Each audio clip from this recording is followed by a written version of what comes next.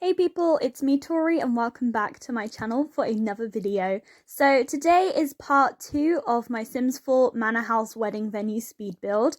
I actually started streaming the build of this house ages ago, just before Halloween, and then I was going to make this spooky themed Halloween wedding venue, and then I never finished it, and it had been Halloween had been and gone, and I just kind of resigned myself to the fact that, oh, I'm just never going to finish this build. And then obviously the Sims 4 My Wedding Stories pack gets announced, and then we get the new wedding lot type. And I thought, you know what? I think I'll continue with this build. I like it. I'll just make it not spooky themed. So in the last video, you can see me starting on this build, and now I'm just making it not spooky and I'm finishing it off. And I'm using terrain tools here. I am not that good with terrain tools. I don't use them very often because they kind of scare me a little bit. Also, I do want to apologise about the audio quality today. I'm recording my voiceover on my phone because I had to go back from uni a little bit earlier because I live in the UK and there's this big storm and it's affecting public transport and some people's Wi-Fi and everything, and it's a whole thing. This country isn't really well adjusted to deal with this type of weather, so that's kind of interesting. So I'm at home right now recording this voiceover, but before I left I made sure to put this video footage on my phone. Like, that was one of my top priorities, get this video on my phone so that I can do my voiceover. You know, I think of these things. I have priorities. No, it's fine. I actually prioritized a lot of things. I remembered a lot of things.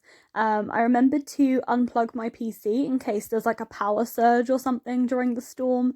And I remembered to bring my raincoat home with me. So good stuff. I was very organized. Well done, me. And now you can see me doing some landscaping. I love doing landscaping in this game. I did place a lot of yellow flowers. Also the presents you can see on the ground. I was just scrolling through debug and I thought, oh, presents. They would be cute little wedding gifts. So I decided to put them on the ground so I didn't have to scroll through debug again because it's a little bit difficult. It's a little bit time consuming. It gets kind of annoying sometimes. And I'm just decorating with all these plants because I like decorating with flowers and doing the landscaping. It's the most fun bit of the build for me. I really love it. I was worried though, because obviously I was streaming this, that people would get bored of me just messing with the terrain, because I'm aware it does get a little bit repetitive and maybe not the most interesting thing in the world to watch, but I had fun doing it. See, I used a lot of yellow flowers. The wedding arch has yellow flowers on it. Also, a lot of cottage living was used in this build. As you can probably expect, it is a manor house themed wedding. You know, it's kind of fancy. And I used some stuff from cottage living. Also, you'll see a wedding cake on that table there. I tried to go into debug to find a wedding cake, and unfortunately, if you place a cake from debug, it gives you an empty plate, which is a bit rubbish, a bit useless. So I had to go into live mode, and I had to get a sim to make this cake. Now, I didn't want just like a standard white cake. I wanted a tiered cake, but I didn't realise that you had to have the gourmet cooking skill to get your sim to make the tiered cake. So I was like, right, okay, I'm going to have to cheat a sim's gourmet cooking skill. So I realised, oh, I have no mods in my game because I don't really like to have mods in my game because I don't want to update them all the time. I'm very lazy, and whenever there's a Sims patch, I just can't be bothered to update my mods, so I just don't have them. So to cheat my Sims skills, I had to go and search up Sims 4 Gourmet Cooking Skill Cheat. And it's like a whole thing. You have to go into the cheats panel and you have to turn cheats on, and then you have to go and type in this thing. And eventually I got my sim to have the level 10 gourmet cooking skill. And I was like, right, okay, now she can cook me a cake, like a proper wedding cake. But she couldn't. I didn't realise that you also had to have a high level cooking skill to even unlock gourmet cooking. And I was like, great. That is great, thank you. And also, I hope you can't hear the storm too much. By the time you're watching this video, the storm will be over because I'm pre-recording some videos just because I like to be organised. Recently, with uni and stuff, I felt like I have been completely out of my depth and I have just not known what I'm doing and my organisation has been really off. So I get a little bit of extra free time this week, so I am using that free time to my advantage, and this sounds really sad and really boring, but I have planned what videos I want to upload. I haven't made them, but I have planned what I want to upload up until March the 28th, which is a little bit sad, but I like things like this. I know what I need to do, and will I be more likely to do it? Probably not. But I have a plan, and I feel good for having a plan. Also, you can see that I put a pond here. It doesn't stay. I just thought it was funny. You could put like some piranhas in it, and then I don't know, if one of your guests at your wedding decides not to sit down because, you know, The Sims is glitchy, you just hope that they get eaten by the piranhas, you know? And once again, I'm placing yellow flowers because they are everywhere in my build. And you can frequently see Sims delivery download error pop up in my game because for some reason, I don't know why, but my uni internet will not let me access anything online in The Sims, so it won't let me access the gallery or do Sims delivery. I can update my game. If there's a patch, I can get the patch.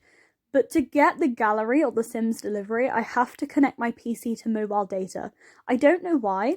It's kind of annoying because it means I can't access stuff from the gallery particularly easily.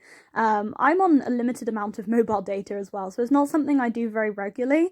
So for the last Sims delivery, I think there was one, I connected my computer to mobile data. But I'm not going to do that again for a while because I'll run out. And I'm not even with my PC right now. Also, I love the little area I just did with the statues and like the little bench. This is actually the 4th and final stream. No, I did 5 streams of this. Oh my god.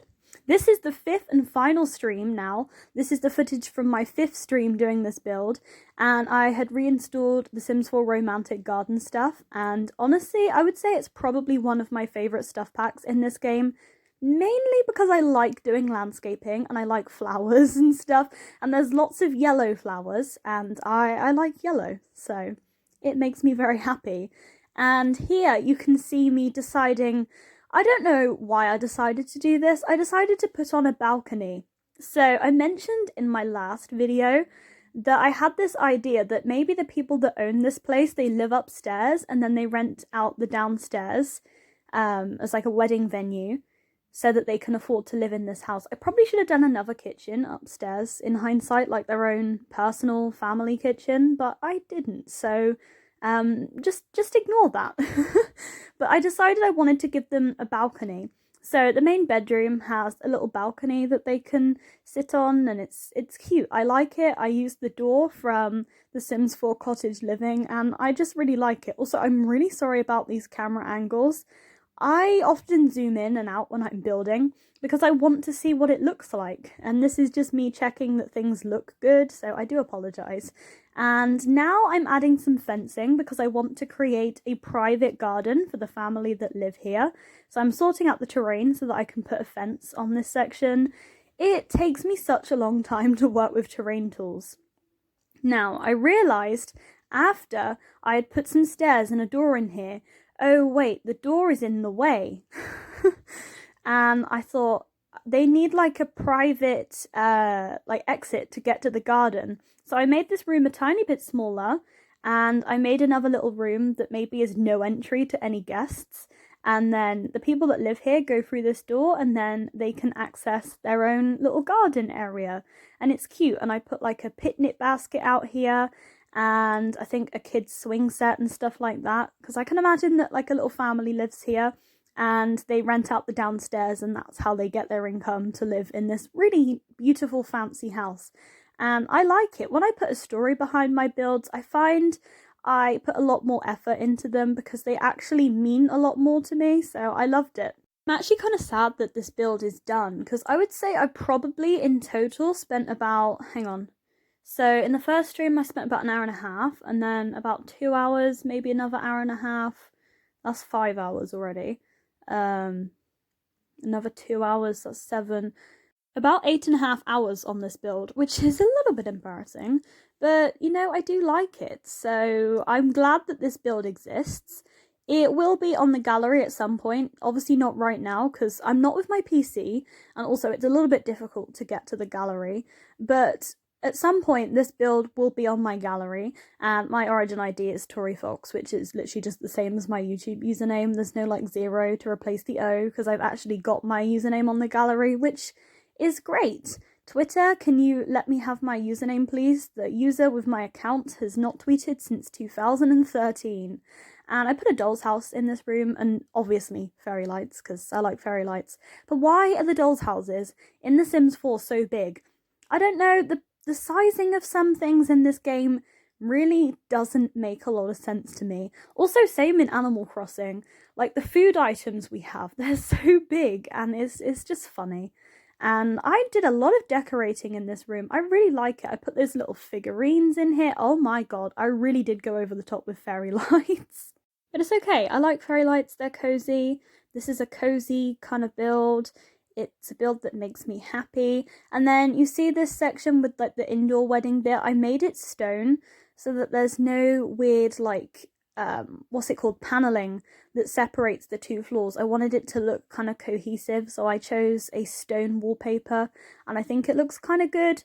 You know, I wasn't going to choose to have this little balcony section above the wedding downstairs, but one of my subscribers suggested to me that I did it, and I struggled to make it work, but I did make it work in the end, and I'm actually kind of proud of it.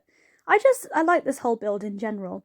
And also, in case you didn't know, the whole starting structure of this build is literally one of the builds from The Sims 4 Vampires. And I briefly touched on it in the last video. It's because sometimes I find it really hard to create a shell of a house. I struggle, you know? I like to have something to build off of. I like a starting point, which is why I really love shell challenges, because I don't have to create the shape of the house because it already exists, you know? I can't just be given nothing and be expected to come up with a whole concept. It's too much. So I like to have a base to work off of sometimes. So I chose a house from The Sims 4 Vampires, and I started editing the house, and now it looks not that similar to the original house. I mean, the style is kind of there. It has the same like little roof piece on the top, but I don't know, it doesn't look that much like the original, and I think it's kind of cute. Watch somebody say that I cheated and this build isn't mine. Because, I mean, I spent hours on this, and I think it's cute, and, you know, you wouldn't know it was an EA house originally. It doesn't look like an EA build. I think it looks kind of cute. I don't actually know how much this build would cost if you put it in your game. I set it as a wedding venue lot type rather than a house lot type, because I wanted to use the new lot type that exists in the game. But I really wish, and this is what I want in an update in The Sims, I wish you could have two, like, multiple lot types on the same lot. I don't know how they would make it work, but I swear I've seen videos on The Sims 2 that you can have multiple lot types on the same lot. Because I swear you can have a home and have a shop on the same lot as your home, and I really wish that you could do that. So you could have your house and then maybe have a vet clinic on the same lot, and I think that would be really cool.